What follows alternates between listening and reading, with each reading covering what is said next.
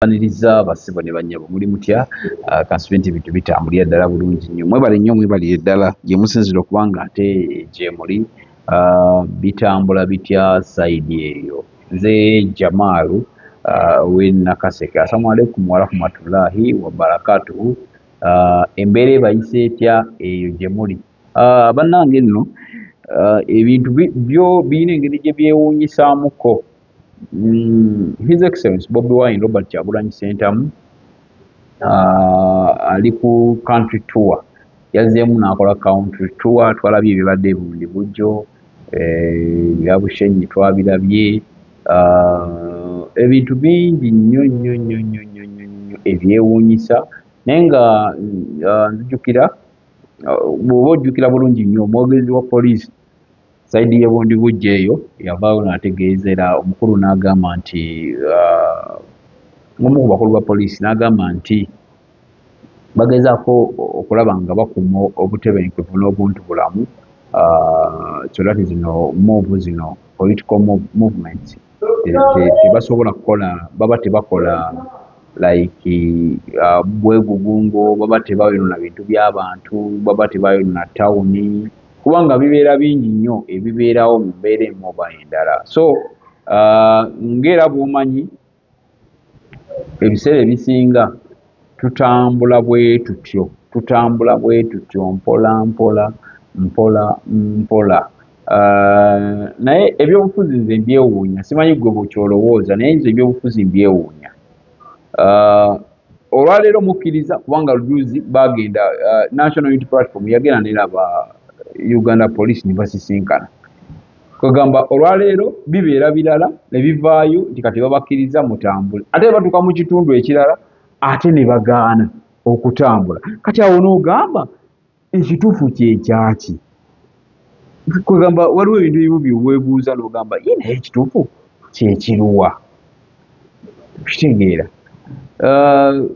ebiseera ebisinga kiyinza okuba nga tekigenda kukola mawulire oba makulu okubeera nga mukola mu mbeera eyo bwetyo.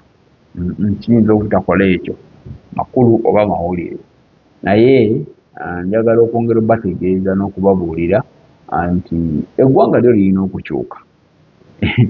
Eggwanga tetumanyi ddi kubanga ebyo tetuyinza kigalantinga, Katonda y'asinga okumanya, naye era bw'otunuulira ku bukulembeze obuliwo, embeera eziriwo, ebintu ebiriwo n'ebitambula, eggwanga lirina okukyuka. Si mu bubi, lisobola okukyuka mu bulungi, lisobola okukyuka mu bulungi. Oba oyagala oba toyagala lyo tusuubira okuba nti lijja kukyuka mu ngeri emu oba endala, okitegeera. Naye nga teweerabira bannaffe ba Glorious Consultants Uganda Limited be bakutuusaako, be batusponsoringa, be batukolera buli kimu. Glorious Consultants Uganda Limited basangibwa ku Tebajjukira Arcade era nga ndi omu ku mwogezi waabwe mu mbeera emu oba endala oba osobola okukikola bw'otyo. Naye nga bw'oba nga oyagala kufulumamuko mu ggwanga osobola okukikola naye ng'okikola otya? Ekintu okufuluma ggwanga kiina embeera nnyingi nnyo. Omuntu asobola okwagala okufuluma eggwanga nga talina passport, asobola okuba nga alina passport nga talina ssente, asobola okuba nga yali alooseko okugenda mu America oba mu Canada oba Australia oba Germany, England, Bungereza, wonna ensi European countries, Asia, naye nga talina waatandikira wabula akirowoozaako bulowooza. Ebiseera ebisinga ebintu ebitulemesa bayira we kuba kutandika, buli w'olowooza nti kati kantandike nti njagala kugenda bweru n'okirowoozaako n'okikomyawo, ebiseera ebisinga awo wekikoma. Oba ntegeerekese, in most cases awo wekikoma. Naye ng'ate bw'oba okirowoozezzaako n'okitandika bibeera birala, okitegeera. Bw'oba okirowoozezzaako n'okitandika bibeera birala. Kati lowooza ku kutandika, otandika naki? Otandika na passport. Tolina passport jangu mundeeba. Tebagenda kugikuwa kuba bano si be bakola passport oba si ffe tukola passport. Tetugenda gikuwa. Tebajja kuwa gundi eyo.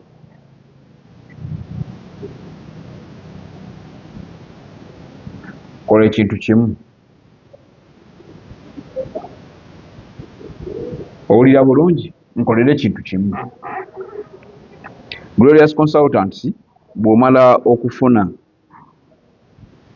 bwe tumala okufuna passport ekiddako kiba kya visa. Olina national ID batogirina, of course ofuna passport olina okuba nga olina national ID. Jangu tukuyambeko. Tukuyambako.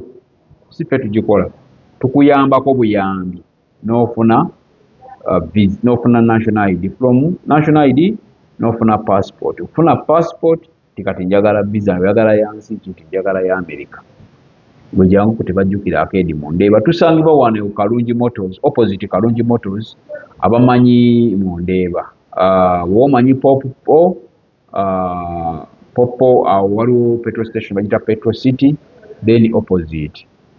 Bw'obanga ova ku Masaka Road akava ku bitaala eby'Ekabuusu n'ojja booti n'oyisa we batunda loole n'otuuka ku Kalungi Motors, opposite Kalungi Motors, ekizimbe ekiri awo kiriko tebajjukira Arcade. Wasitera opaakingawo nnyo emmotoka kuba watundawo emmotoka awo we tusangibwa. Tukubire ku noti 745 91 93 83, noti 745 noti 745 91 93 83. Esobola okukuyamba 07 45 91 93 83. So briefly, if you wanted to help you in traveling, travel documents, that is starting from national ID, your passport, you don't have a passport, we can help you. You don't have, you need a visa in any country. Besides, okujjako ensi z'Abawalabu. In fact, ensi tukuyambako buyambi tukuforwardingira omuntu eri bapatanazi baffe nti kati gwe genda oli akutwale. Ensi z'Abawalabu, naye ensi nga si ya Muwalabu, Asia, that is Europe, Latin America, that is, tusobola okukikwasaganya bulungi nnyo n'okubutuka wano. Ensi ze musinga okutegeera, mutegeera nnyo Australia, mutegeera nnyo Bungereza, that is UK, mutegeera nnyo America, mutegeera nnyo Canada, mutegeera nnyo Germany, mutegeera nnyo Italy, Sweden, Denmark, Poland, England. Ezo ensi wezo ze musinga okutegeera, Turkey, Norway. Naye era kyenyinza obbagamba gwe kirooto kyo kasita ogamba nti nze njagala genda America, nze njagala genda Canada. Ekyenjawulo ffe kye tuyina, essente yo tetugyetaaga nnyo, essente tugyagala nnyo ng'ofunye visa. Jangu ku ofiisi zaffe omuntu omugambe nti njagala visa, ninawo ssente bwe ziti. Kubanga ffe ssente yonna gy'olina etandika, essente ezisinga obungi ozireeta visa emaze genda mu katabo. Tetusobola kuggyako ssente zonna nga visa tonnagirabako. Ne bwe wabaawo obuzibu bwonna era tukeera ne tukugamba nti kino kigaanye, tukoze tutya? Tubikola olaba, tubikola naawe weeteke mu kigere kyaffe mu mbeera yonna. Bw'oba nga okubira ddala ku zero nga gwe tolina ky'olina era tukuyambako nga national ID, kuba si ffe tuzikola, tukuyambako buyambi. Glorious Consultants ekuyambako okufuna national ID, kubanga bw'ova ku national ID n'ofuna passport. Oluva ku passport n'ogamba nti nze njagala genda wa mu nsi bweti ne bweti, kisoboka okubeera nga awo wokikwasaganyiza mu mbeera emu oba endala. Glorious Consultants tusuubira okubeera nga tuyina ebintu bingi, ebintu ebisobola okuba nga bisoboka ekyenjawulo ogenda e Bulaaya kasi tojja tukufunidde visa tukufunidde visa mu Canada, mu America, Australia, England, that is Bungereza, Germany, Italy, France, ensi zonna naye nga bwe kugambye nti mpozi ez'Abawarabu ezo tusobola okuforwardingirewo wa partners baffe nga bo basobola okukikola kuba bo nga badiiningawa Dubai, that is Saudi Arabia, simanyiwa Oman, eyo ne tugamba nti genda ya ne bakolera bulungi kubanga esente zaayo si ze zimu n'ezaffe zino eza America, Canada, ezo zanjawulo ku muntu agenda e Dubai nammwe mukimanyi bulungi ennyo. Naye ekyenjawulo kitukola nti bw'oba oyagadde ogenda okuva wano nga tumaze okufunira omulimu. Gwe kasita otwesiga nti kati munfunire visa kuba visa gye batandikirako buli kimu. Gwe kasita tukufunira visa oba olina passport yo jangu buzzi wano ku Masaka Road tuli kutebajjukira Arcade opposite Kalungi Motors. Olaba ekibanda ky'emmotoka ekinene awo kibayita Kalungi Motors. Osobola okukuba essimu noti 745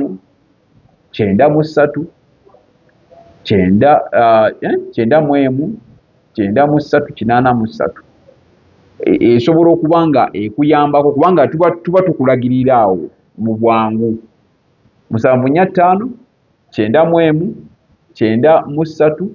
83 essimu eyo esobola okukuyambako naye bw'otuukawo gwe ojja tusangamu mu ofiisi newemba siriimu mubaamu omukyala abeeramu abakulu babeeramu emirimu giba gitambula mubaamu abantu abalimu gwe kasita otuukamu n'okuba essimu eyo banootuuka wonna wooli basobola okubuulira information kuba essimu ya ofiisi basobola okubuulira nti twetaaga kino bw'oba oyina nga tolina ky'olina naye nga gw'owulira ekirooto kyo kyakugenda Canada bannange kati generation eriwo Canada nga mumujjukira bulungi nnyo nti America waliwo America bwe yastinkizanga America abaana ne bayingira America kati leka nno guno omulembe guleme kuleka kuba ekiriwo kati Canada yafuuse Canada eringa Canada kitegeeza emirimu gyegiri era ffe tetukumenya we kasita otwesiga n'otuwa esente zotuwaliza kufunira visa ebisigadde bitulekere nti tukugambako wali nti kakati nno tiketi nnyonyi oyinza obba oyagala gendera mu nnyonyi bweti eno yegenda osoboka okusinziira ku sente kuba tolina sente tolinawo sente nzeka nnyina bwezi kyogenda kukolesa eno ennyonyi so kisinziira entambula yo engeri gy'oyagala okutambulamu naye ekikulu kya byonna kyakufuna visa kuba visa yo munnange Katonda yasalawo tusobola okukozesa obwongo bwonna ne tukola buli kimu naye nkukakasa ku bintu bye tukola tetusobola kulemwa visa kubanga abasinga bakola era mu bintu bino ebya document nakola bintu bamusabye bank statement mumuwoza mwina zi bank statements zammwe nakolera kuono to making sure nti at least naye yennyini esobola okukola as long as tukubulidde ekyokola nti esavingayo ne banka nti ekola bwoti kwegamba obwongo bwonna tubulina obusobola okukutambuza n'ogenda e Canada osobola okumbuuza gwe nga oba toliyo oba lwaki tokola bwoti naye kati nenyo nsobola okutangazaamu abamu tutambulako ne tulaba nga baganda baffe basobola beetaaga okuyambibwa okutambula okugenda omanyi Uganda ekituufu kiri nti enyuma okunyuma kwayo enyuma nnyo ng'olinamu ettooke ng'olinamu ku kasente okitegeera Uganda enyuma nnyo ng'olinamu ku kasente okitegeera ebiseera ebisinga ffe tukuyambako buyambi tukubuulira kubanga empapula gwe tobimanyi kkiriza buli omu alina professional ye gy'amanyi kuba kati gwe osobola okubeera eyo gy'oli muganda wange ng'oli wa bodaboda naye ng'ogamba golooza abagenda mu America abagenda e Canada bye baba basomye nnyo ebyokutravoliinga tekyetaagisa kusoma kati tuli mu ku kintu kya kutambula kufuna mulimu n'okyusa obulamu ffenna twagala okubukyusa naye nti kati ate nze wano kyenkola kati lwedi ndi ku mulimu kuba nkimanyi musobola okubuuza nzogenda mu comment section n'obuuza naye wano kyenkola nze ndi ku mulimu already nze nina nkola okitegeera kati waliwo okubeera nga ekituufu okutta essente zo n'ogamba naye kangende Dubai. Sigamba nti oba Dubai wabi walungi naye kati ate nze nyinza okuwabula muvubuka munnange nti ate kati Canada yaliko yasinga wosobola okufuna $1,500,000 oziteeke Canada oziteeke Dubai kyogamba gusooka oleete ttaano ezo tutandika okukolerako visa bwejja wetinga ng'oleeta ka balance ate kaba katono nnyo era ogenda okugatagattamu ng'ate Dubai kumpi otambudde ng'olinga ali Canada okitegeera kati awo kyekyenjawulo eri omulimu gw'onookola ng'ofuna $2,000,000 njogera ku Dubai oba ensi zino wano ezisookerwako oba kamu kitundu kati ate osobola okugenda n'okola omulimu ng'ofuna 7 okitegeera so njagala okubakubiriza abavubuka bannange oli wonna tuleme kwesiriwaza tuleme biteekamu nnyo malala tukole bye tukola byonna naye nga tukoze eki nga tugenze e Canada ne tuyiiya ne tukyusa obulamu kuba ku munoti 745 9193 0745 91 93 83. Please, if you need to get a help in your travel, you need to travel to Europe, you need to travel Canada, America, UK, France, Germany, Poland, Sweden. Please, just come. We are here alongside Masaka Road. The building called Tebajjukira Arcade, opposite Karungi Motors. Please, in Endeavour, come. We can help you. We can help you if you need a visa. You just pay a small amount, then we start to process. We start your paperwork. After getting a visa, you pay the balance, and we help you. We connect you to get a job. In any country you wish, we can help you to get a job. We can help you to be a citizen that side. So it depends what you need. Please, just call us 0745 91 93 83 745 91 93 83. That is the line for the office, please. Thank you so much. Subscribe. If you wish to see other activities, follow Big Brother Uganda. You go on our YouTube, you go on our TikTok, you go on our Instagram. We are there. The information of Glorious Consultants, Uganda Limited. Please just go there and consult. Or you call 0745 91 93 83. Thank you so much. Keep on subscribe, share, go in the comment section. We share some comments. I know you can have some questions there. Please, you can ask me. I'll answer you. Thank you so much.